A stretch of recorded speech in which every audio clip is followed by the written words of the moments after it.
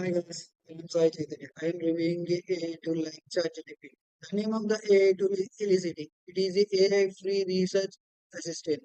It is used to analyze the research papers at superhuman speed, auto time consuming for research tasks like extending the data, summarizing the papers, and Elicity is used to find without perfect key. And Elicity can provide one or more lines summary for each paper.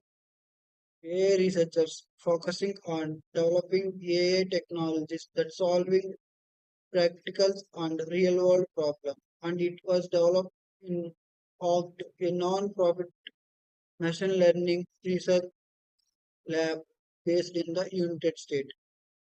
When I am logging the Elicity site, it is a different approach